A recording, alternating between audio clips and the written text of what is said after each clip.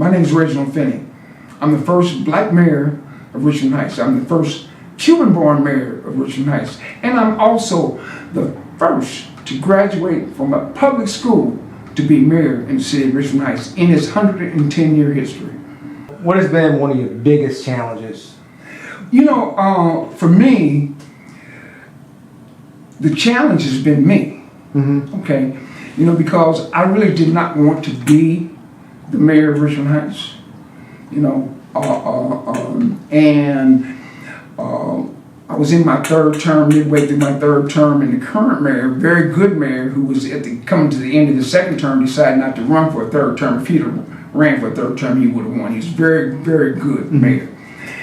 And so, you know, other council members told me, you should run. And I said, no, I'm not going to run, you know, because, you know, I didn't want the notoriety, you know, I didn't want to, you know, get into all the additional activities. And I still work. And I was in starting a relationship that was going wonderfully and wound up marrying her, my first marriage as a 71-year-old. Okay. And so, you know, I knew that it would take time. But I was watching TV and I watched Selma. And it came to me, you know, that any woman who has an opportunity to break a barrier, break a boundary, you know, it's incumbent upon them to go ahead and try and break that. So even if they don't succeed, they establish a platform for the next person coming through who tries to break that barrier. So I went ahead and ran. And then in doing so, the real challenge is to remain humble. That's the real challenge for me. And the reason I say those things, you know, is that I've got wonderful staff here. You know, my city manager does a tremendous job. The people that work for the city do a tremendous job. You know, I mean, you know, no one's perfect. And the city's not perfect. Okay. Now, I do have an upcoming challenge. And that upcoming challenge is that our budgets continue to expand, but our revenue has been flat. Sales have been flat. And so we basically count on, like a lot of other communities, on our revenue coming from sales tax, not from property tax, not from license fees, not from tickets, but from sales tax. And right now, we're starting to look at things and actually, you know, consider ways to try and reduce, you know, those costs, be more efficient, maybe consolidate services with other communities. So that's an upcoming challenge. But so far, you know, the actual day-to-day operations, I don't do. You know, that's done by Amy. But, you know, I do establish and help establish policy with other council members. And they look to me to give them guidance on certain things. I was fortunate when the tornado hit, and it hit us hard. You know, I was out of town, but they kept in constant contact with me. And, you know, I was given some direction, but most of the direction was handled here by the staff here. Ask you, Water. I was like, can you walk me through your journey in politics? What inspired you to run for office? So I've got to take you back a long way. There was an incident that happened before Hanley Road became Hanley Road as you see it today. And there was, across from the APA, the Animal Protective Agency, there was actually a gas station there. It was a Clark gas station. This was around 1973. And what had happened was that gas station was being robbed continually, and they would go out the highway and be gone. And so they put in this hard ass that had just come out of prison to work evening and nights. And this young black kid came and lost his little 25 cents, or no more than that, 50 cents, but probably 25 cents in the soda machine. And he asked for his money back, and the guy wouldn't give him his money back. And so the boy mouthed off and talked about, oh, I'm going to do this, I'm going to do that, and hopped on his bike. And this man stuck his foot in the spokes of that boy's bike. That young man fell on the ground, and he shot him in the back. This was the Davis family's son. and we started protesting. We formed what was called the Concerned Citizens for the Betterment of Richmond Heights. Percy Green and his group came out to, protest, and we told them, no, this is our community, we're going to do the protest. That whole time through the gas shortage, we did not have a line out into the street. We had a line to the edge of the street of cars trying to get gas, but most people aren't on protest. And so the city said, look, let this gas station deal with the family. What do y'all want? Well, we got a community center. We got Lincoln School. They opened us up. We started having basketball. We started having programs. And then the city administrator from the city of Richmond Heights, Mike Jett, stole the money. So we were out of business. They moved me to the Recreation Advisory Board.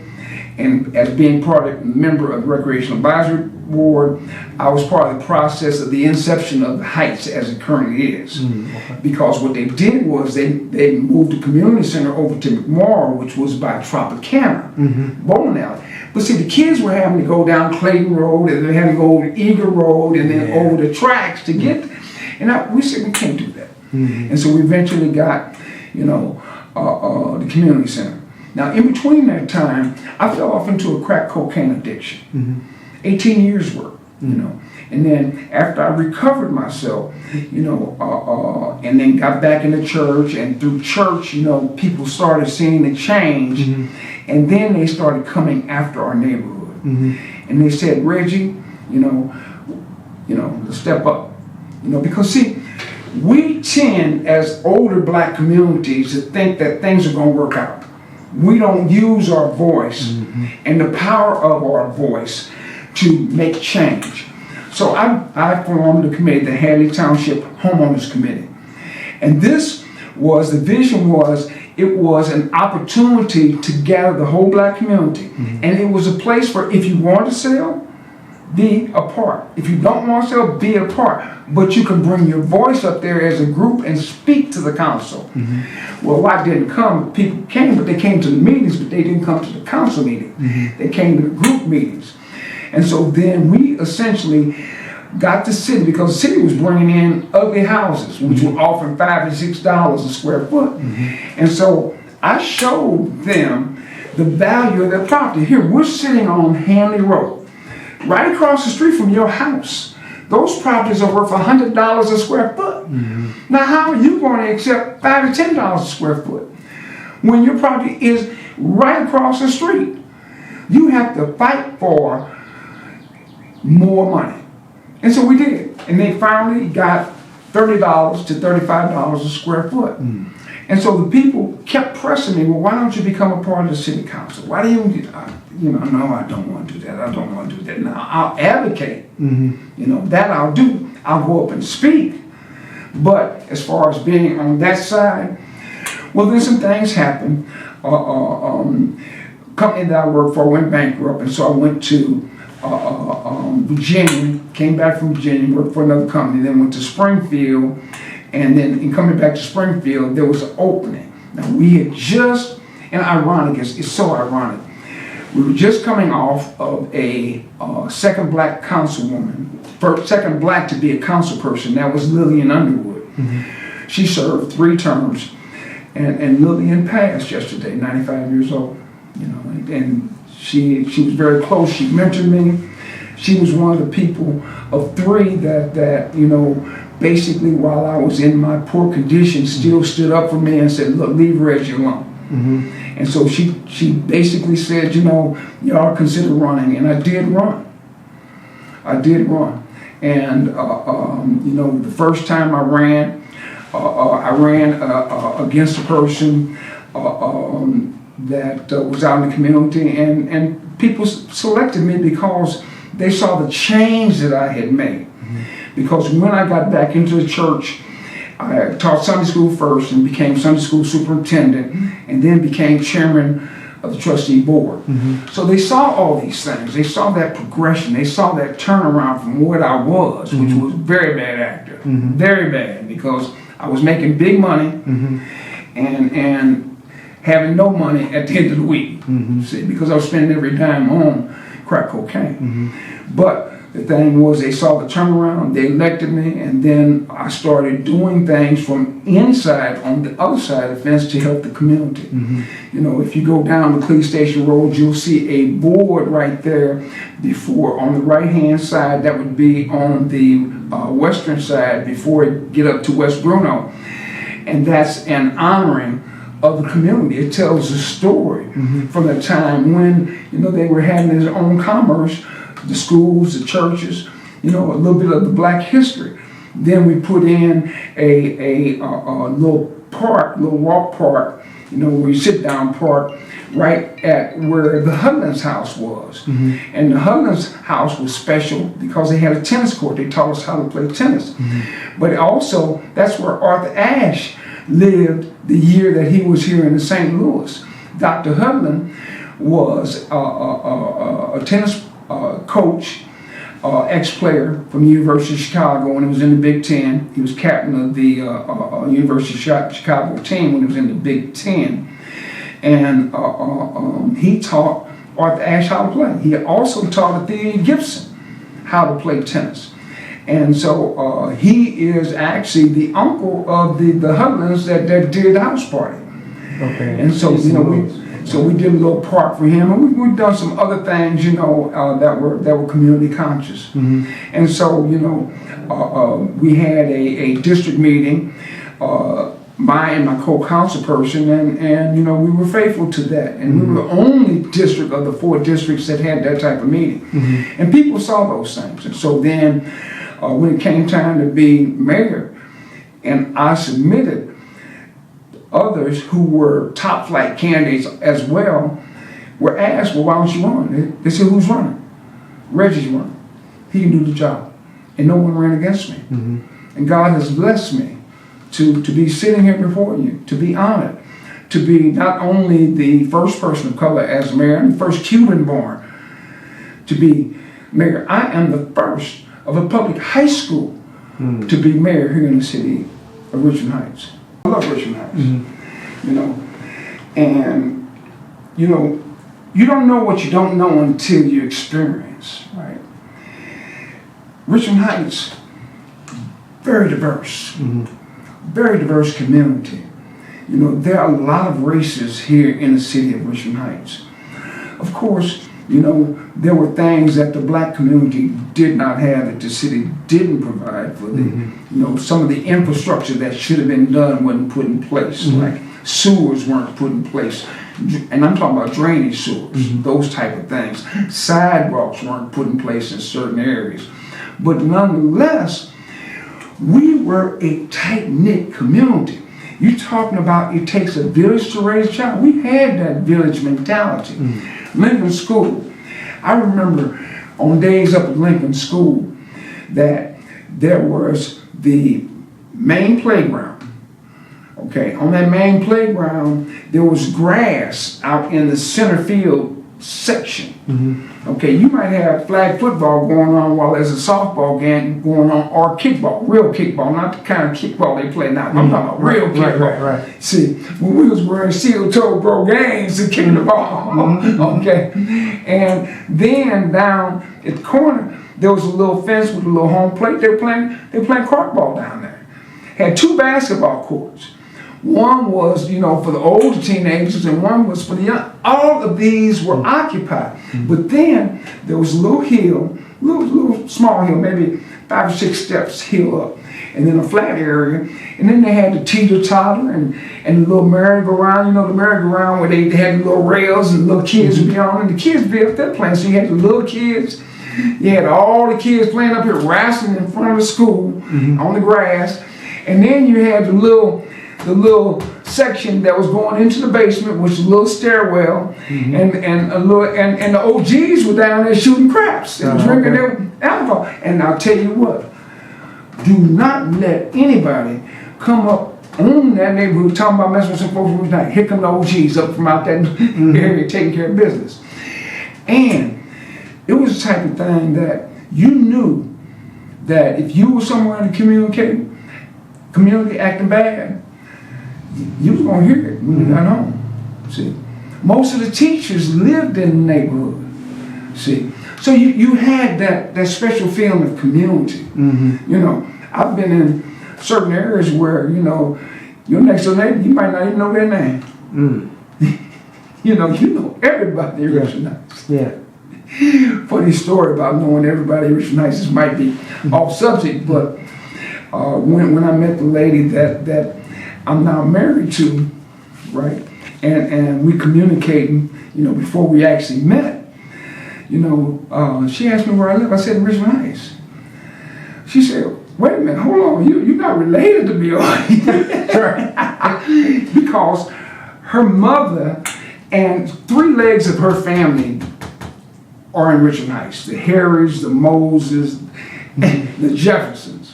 Okay, her aunt and I were in school together, 1 grade apart. 1 grade apart. And so I said, no one, I'm not related to anyone out here. Yeah, you have to get that verified. Right. I'm not related to anybody out here. And now I have to call my longtime friend Auntie. Wow. Look at that. You smile. What does it mean to you personally to be the first black mayor of Richmond Heights? Oh, personally, it's powerful. For me, it helps me to establish an ongoing legacy. See, because my father was special.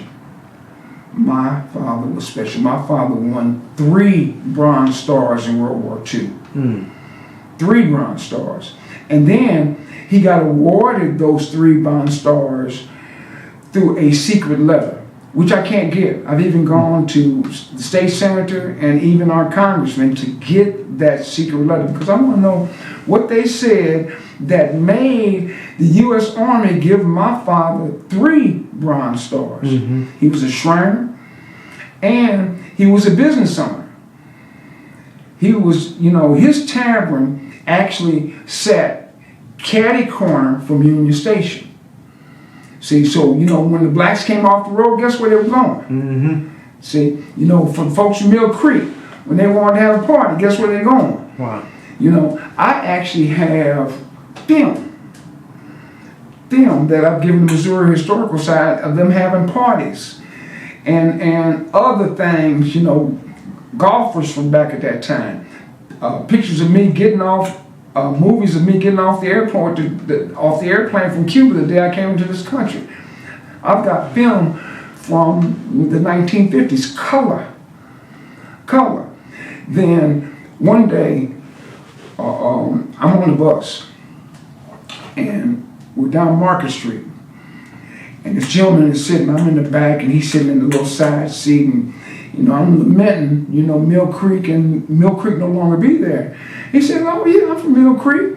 I said, "Well, did you know my father?" He said, "What's your father's name?" I said, "Abe Finney." He said, this is what he said. "Oh, you Abe Finney, the golfer?" He didn't say Abe Finney, the tavern owner. He said Abe Finney, the golfer. See, and so, you know, he died way too young. You know, he died at 48. I sadly watched him pass, but he was such a man that, you know, and I knew this, you know, and I want to continue that legacy to pass it on to my grandson. You know, I want my grandson to know where he comes from. See, because I knew where I came from and I knew what I should be doing, even when I was doing wrong. And I thank the Lord for sparing me and saving me to continue to attempt to be like my father was. That's important to me. Yes. That's important to me. Legacy is important to me. For me personally, listen, I have been so honored that I don't need that. You know, in fact, as I sit here, I'm gonna tell you right now, I should be in WashU's Hall of Fame. I was, as a 16-year-old, you know, I shouldn't have been in WashU. There's a story to that. I'm not gonna go into that story. But I wound up at WashU, 16-year-old, first day of practicing pass. I was last on the depth chart. Had a returning starting senior. First day of practicing pass, I was elevated #1. 16-year-old. And then I was named, after I completed my career, I was named to WashU's All-Century team. First team. So over their first 100 years, I'm the top at my position. Baseball player, tremendous baseball player, in the top 10 in home runs and batting average when I left the university. I actually even won a medal in wrestling for the university. Then my last year at school, I had gotten injured the year before. I got another year eligibility for football, but I didn't get a year of eligibility for baseball. My baseball coach knew the quality that I had in baseball, not only as a player, but in baseball thinking. He made me his assistant baseball coach. At WashU? At WashU. Okay. Yeah, Leo Kelly, I was his assistant baseball coach as an undergraduate. And in intramurals, Leroy Turner and I actually won third place in WashU's all-university ping pong tournament. Yeah. Couldn't beat the Chinese. We beat the Japanese, we beat the Russians. There wasn't no American peer that could hang with us. We won third place in all-university ping pong tournament at WashU. And so people have nominated me this year, because it's time. And like I said, I'm blessed. But see, the thing was, I didn't want to be at WashU because I didn't know what I didn't know at the time. Right.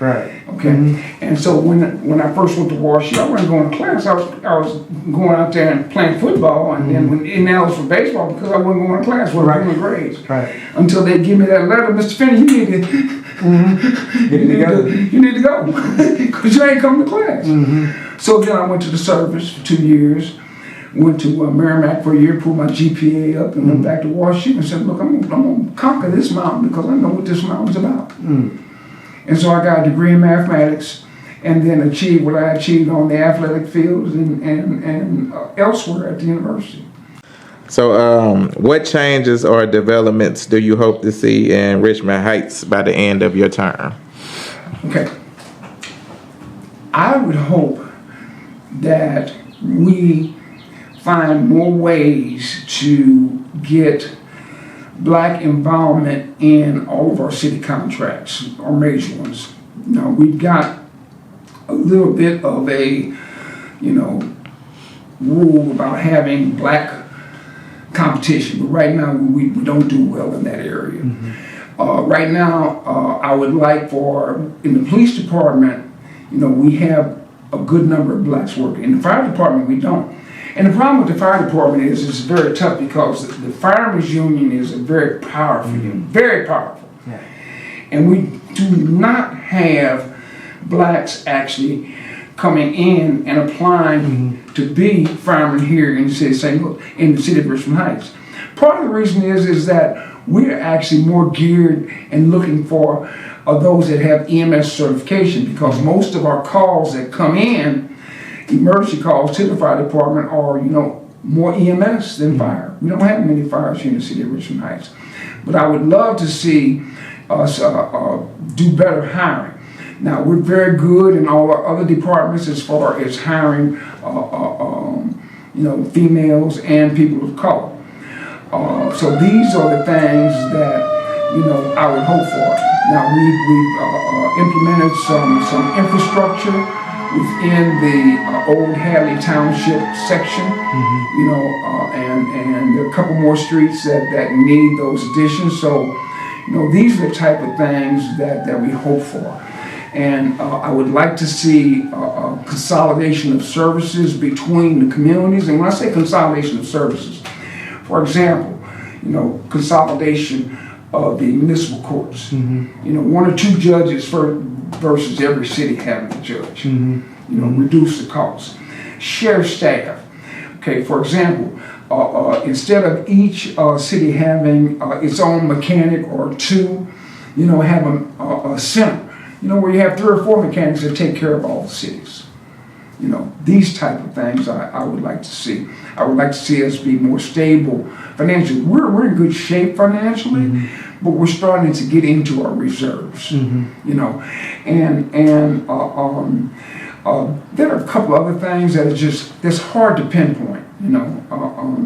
Right now, most of our contracts with services like, for example, tree services or multi-year contracts. You know, I would like to see people of color have an opportunity to provide those services. What advice would you give black leaders or politicians hoping to break barriers in their own cities? Keep fighting. Keep the struggle. You know, it's like life. It's a journey. You're going to have your ups and you're going to have your downs. You're going to have your successes and you're going to have your failures. Do not worry. If you're doing the right thing, if you are doing the right thing, keep doing the right thing no matter what someone says to you or about you. Don't worry about those things. Keep doing what you're doing. Also, I would recommend to anyone, you know, that if you're really going to be an advocate for something, be an advocate for something that you're passionate about. If you have no passion for what you're pursuing, stop pursuing it. Stop pursuing it because you're not going to do well. You're going to be frustrated and you're going to quit. Be passionate about what you're doing. That's what has helped me. I'm passionate about helping. I was an ex-teacher. I taught in New City. And so I still try and touch kids. And I'm good at touching kids, even little kids, to this day, because he's blessed me that way. And they can see the passion that I have for them. But in being that person that goes out there and to face in front of people, you know, don't be nervous. Speak the truth. And the truth will always serve itself. After politics, what does life look like for you after that? Well, see, you know, the good thing, I'm going to say this about us, is that we don't identify as Republican or Democrat when we run. And that's a beautiful thing. Oh, yes. That's a beautiful thing. So that kind of takes the politics out of it, Yeah. believe it or not. And it's kind of changed, but the real politics here in Richmond Heights was more with the churches. Yeah, the Catholic Church. Politics. I said the church, but it's really the Right. Catholic Church. Because, you know, the congregations of Little Flower and or other Catholic churches were just powerful. You know, and basically sometimes it was hard to get around those elements, but they're scrambling now because of what's going on in the Archdiocese. You know, and so Little Flower is hanging on by a thread, but you know, that used to be a viable school. It's no longer that. You know, so, you know, from a political point of view, we really don't have that within our community. So that's not a battle. And that's a wonderful thing. I use the term issue crack. Okay, as the first black mayor, how do you balance the weight of expectation with the responsibility of leading a diverse population? It's hard, you know. I look at my performance, for example, you know, in city meetings, you know, and there are times when certain things, you know, happen that's off schedule, you know. For example, you know, last night at the city meeting, we had a closed session, right? And I knew that we were having a closed session, but I was off balance because of, you know, finding out that Mrs. Underwood had passed, you know, and the thing that was so special about Mrs. Underwood and I is that her son and I were very, very close. And when her son passed, I was actually a pallbearer at his funeral. And then the very next day I was in the military. And then, of course, how she helped me when I didn't have any self-esteem or any self-respect. She was one of the three people that gave me that feeling of self-respect and esteem. And so then, when it was time, you know, I was going to close the meeting right there because I wanted to get out of the meeting, get home. And just, you know, wasn't feeling anything. They said, we got a closed session. So it's those trying not to make those visible mistakes. You know, trying not to make those visible mistakes. I had a call, as an example, from a state legislator, put it to you that way. And this state legislator wanted to advocate for a particular entity, AT&T, on a particular piece of legislation that was going to be denied that AT&T wanted. And so she was trying to indicate the need for this legislation, you know. And so the thing about it is, you know, I had to tell her, you know, and I didn't tell her that, you know, it's part of my ethics, but it is. I told her, look, right now my constituents are saying they don't want it.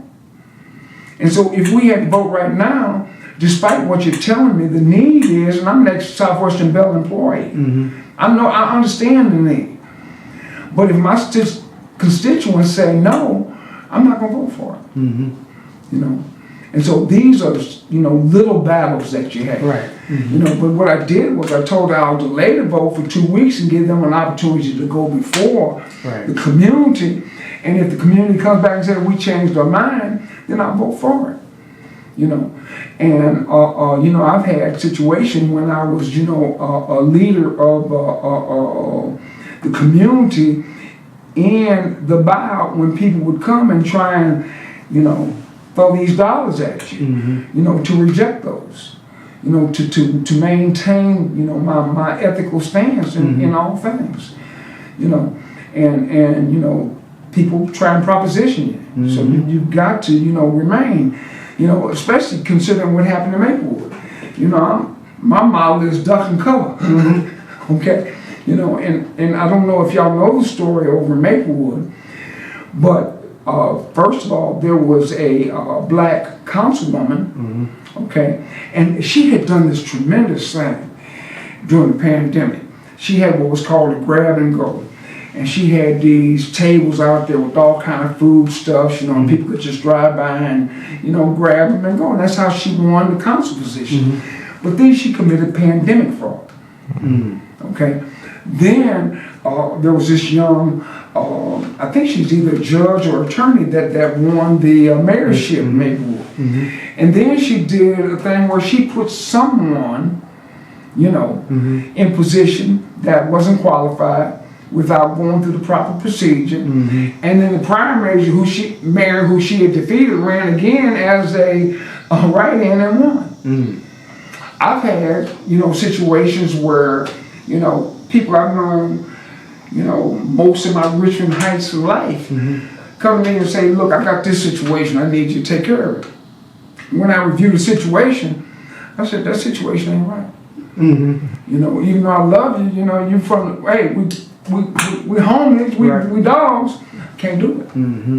You know, those are things that are challenges also, you know, and I have to maintain my ethical stance. When it's all said and done and you are long gone from this earth, what is it that you want the people to know about Reginald Finney?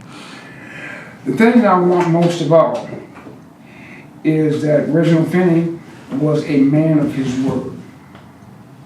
If I tell you I'm going to do something, I am going to do it. You know, even if I made a mistake in doing it, the only reason that I would not do what I told you I would do is that it would hurt or harm someone. See, I don't want to hurt or harm anyone. See, because Jabez said he wanted to expand his territory. But Jabez says, I want to expand my territory, but I want to do no harm to anyone. And I don't want to do any harm to anyone. You know, that is part of, you know, what I want people to know about me, that I was a man of integrity and that I am a man that loved the Lord, and I'm a man that basically will do drop, stop, and pray now. These are the things that I would want people to know about me. The athletics are fine because you're going to be able to see those things. I got trophies galore. You know, my grandson will sing. He's the only one that needs to sing. You know, your 3-year-old little monster already. One.